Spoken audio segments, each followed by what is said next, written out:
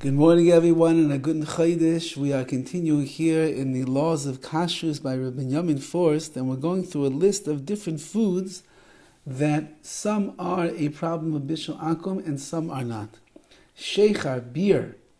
Ein Baidin Bishul Akum, there is no problem over here of Bishul Akum.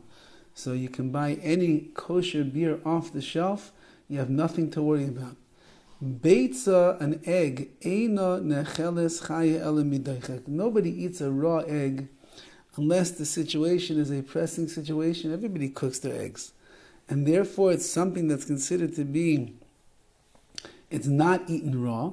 V'alkein yesh ba din bishul akum, and therefore an egg has a din, has a halachic problem of bishul akum when cooked by a non-Jew.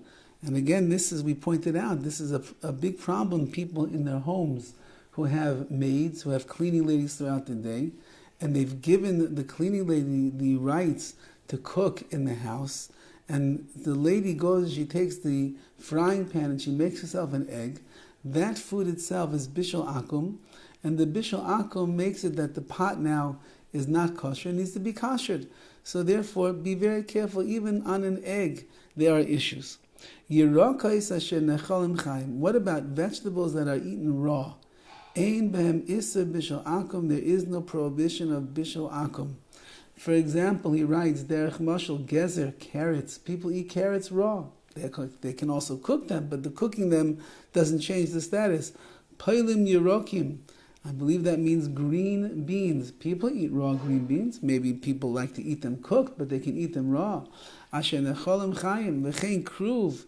So too, cabbage or kruvis, imaderch li'ochlam chayim, any type of salads, celery, cabbage and the likes, these things which people normally eat raw. So even if you end up cooking the cabbage, even if you end up cooking the carrot, or the like, those things are not going to be considered bishul akum, and even if a goy would end up cooking them all on their own, it's not a problem, you'll be allowed to eat them.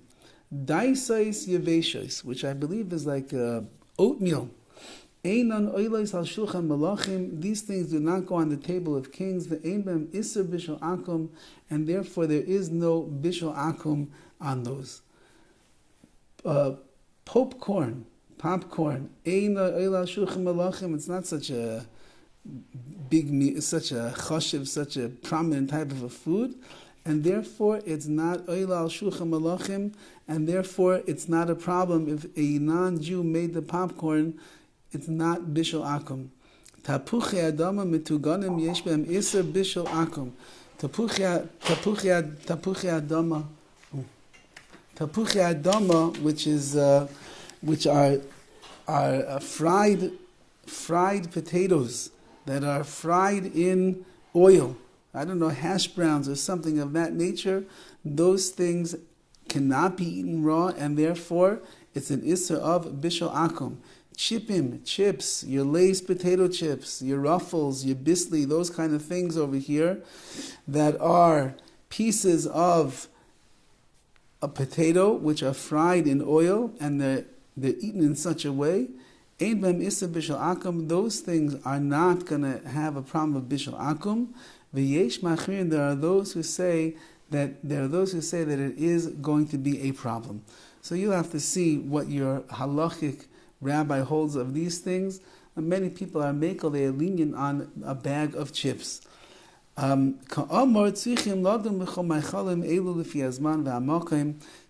Forrest, obviously this is a very inadequate and a short list over here. It's just giving you an idea, but a person must look around at the generation that he's living in and the food that people are eating, and they have to begin to ask for themselves, is this something that is nechel kamoshu chayil? Is this something that is eaten raw? Is this something that is on the table of the kings or not on the table of the kings?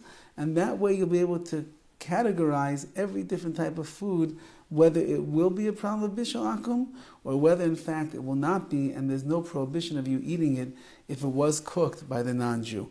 Have a wonderful day.